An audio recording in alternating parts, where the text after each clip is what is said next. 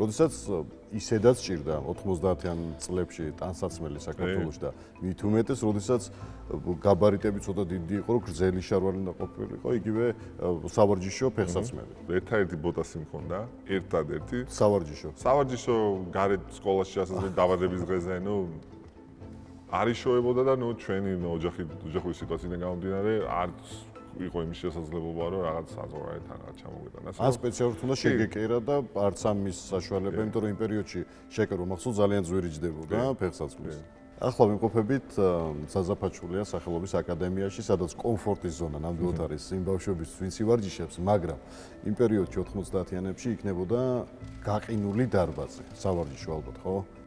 არ ვიცი ეს კითხვა სპეციალურად დამისვით თუ არა, იმიტომ რომ ჩემი ბოლო ვარჯიშნი იყო აქ, აი სადაც ახლა ვზივარ. კი. ეს სპეციალურად არ დამისვით. ხო, არა, ესე არ შეიძლება დაემთხვა და ძალიან მაგარია, იმიტომ რომ მე მახსოვს, თებერვალი იყო და აქ შუშებს რასაც ვხედავთ, ხო, ჩამწრეული იყო თითქმის ყველა შუშა.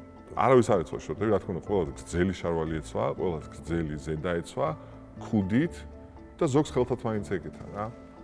შუქი არ იყო, რა თქმა უნდა, და ეს ჩემი ბოლო ვარჯიში იყო ზუსტად აქ.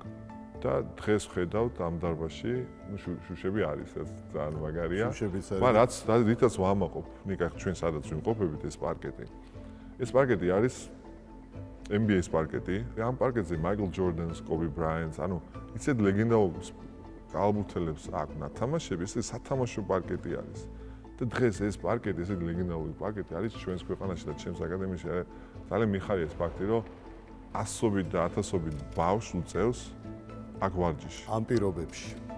ამ პირობებში და ამ პარკეტზე, ხო, არა იმ პირობებში, როგორშიც სამწუხაროდ ჩვენს და ბევრ ჩვენს თანატოლს იმ პერიოდში მოუწია თამაში. დედა იყო კალათბურთელი. კი.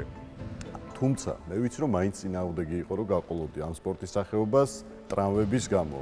დედაჩემს არ უნდოდა რომ მე თამაშები კალათბურთი, იმიტომ რომ ხშირად ტრამვები იმართებოდა ხოლმე.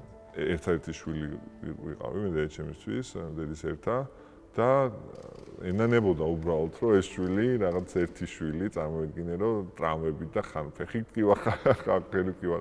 და აი რა მომენტში მიხვდა დედა რომ უნდა გაყოლოდი და ხელს შეგიწყობდა ამას. კი, მე 9 წლის ვიყავი, მახსოვს მაშინ 157 სკოლაში ვსწავლობდი, ბოლო რიგში ვიძექი. გაიღო კარი, შემოვიდა ჩვენი დირექტორი, უცხო ადამიანთან ერთად. ეს იყო მწვრთნელი, კალათბურთის მწვრთნელი და ბავშვებს ვინც დაინტერესებული პიროვნებები, რაღაც გაგვიცვალა საკუთარ, მოსულიყავი და აქ. ვარჯიშზე მეორე დღეს და მე ეს სახე არ დამავიწყე, როგორც მე შენ გიყურებ. ეს სახე არ დამავიწყდება, იმიტომ რომ მე ხო ბოლო რიგში ვიძექი, რომ ამდექი ამ კაცის თვალები აფართოვდა და დაინახა ამ სიმაღლე ბავშვი და მეორე დღეს დამიბარა ვარჯიშზე და სახე უბრალოდ მთელი გზა სანამ სკოლიდან მე სახში მივიდოდი, იმაზე ვფიქრობდი, რომ ჩემი შოულებში განსაკუთრებით დედა ჩემისთვის როგორ შემეპარებინა ეს, რომ იცი რა დედა რაც ნახე რაღაც მაგარი ადგილი ვნახე ერთი, სადაც თუ შეიძლება რომ წამიყვანოთ. არა, ავიცი, ალბათ ის იმდენად გულახდილი საუბარი იყო, ეს იმდენად გულიდან ამოსული სიტყვები იყო, შემთხვევით ალბათ ეჩემა უარი ვერ თქვა და ვერ მითხრა უარი. იმიტომ რომ მანამდე ბევრ სპორტის სახეობას დავდიოდი, ფეხბურთზეც დავდიოდი, ცეკვაზეც, დავდიოდი ცურვაზე, რაღაც სხვადასხვა იმას ვცდილობდი.